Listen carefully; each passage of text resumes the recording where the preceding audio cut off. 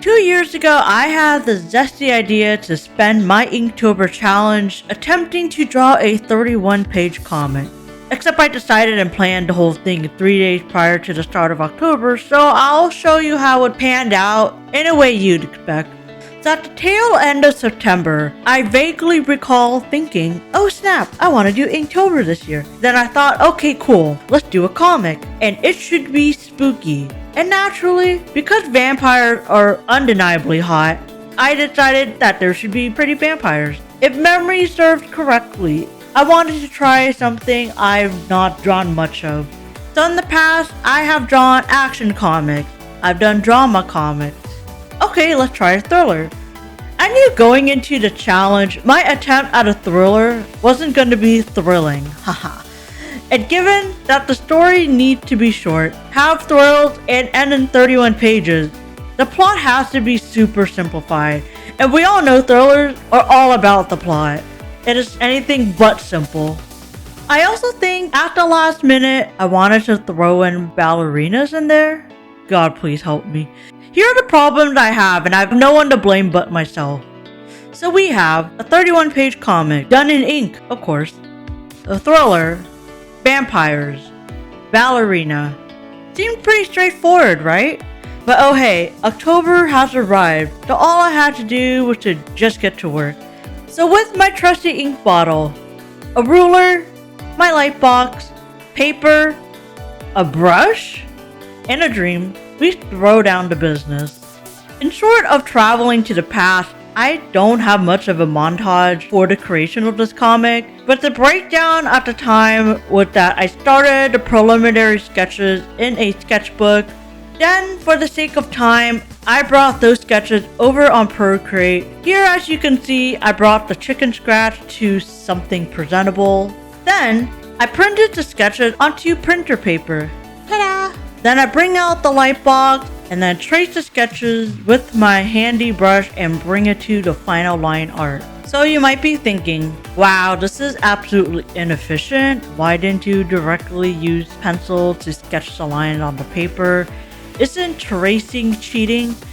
Okay, so at the time, this was ideally supposed to be done within 1 month. So I not only had to account that I did have a full-time job, but I also have to accommodate in the event that I made a mistake so catastrophic that I had to start things from scratch, like spilling coffee or ink on the paper. So let's say I had a single copy of the sketch, which would be the pencil directly done on paper, and then I messed up the page beyond repair, meaning if I say spilled coffee, I would have to start all the way back to square one and then redo the sketch from scratch.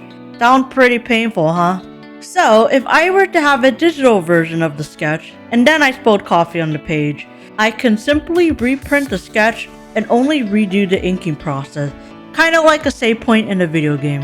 So here are the videos I took during the inking stage, damn it, portrait mode. In hindsight, I'm glad I took these videos way back then. I actually had no intentions of doing YouTube at the time. In the end, I intended to use this for short form content like Instagram and TikTok. But these videos really capture what it was like deep in the creation of this comic. I honestly don't remember this part at all.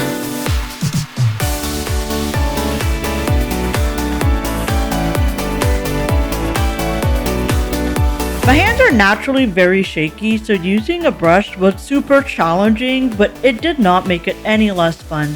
For the most part, the Inktober challenge did run fairly smoothly. I got around 10 pages in and then I caught COVID.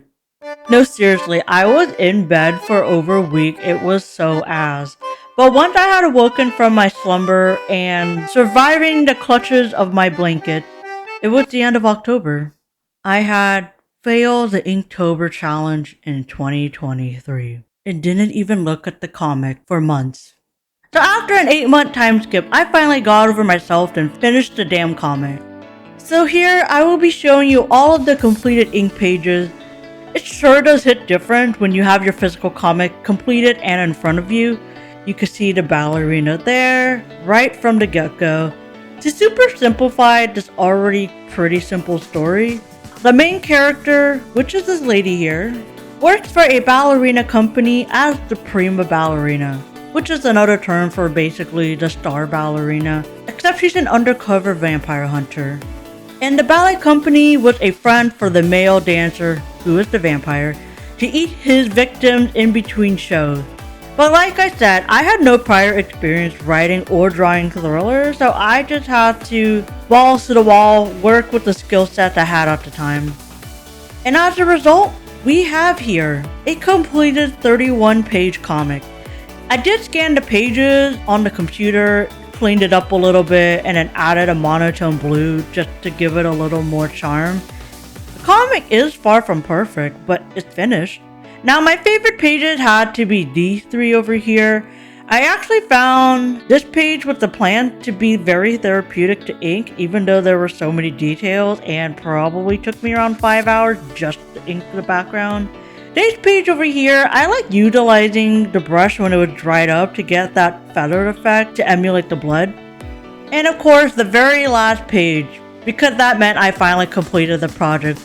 But the point is, when you put yourself up to a challenge and try a thing or two out of your comfort zone, you may discover a lot about yourself. Like a brand new art tool, or that you may enjoy drawing a specific theme. And the end result can be something you may or may not be happy with. The goal of most challenges, especially ones like Inktober, is to create things for the process of learning, enjoyment, and to finish your project instead of overthinking and attempt to perfect everything.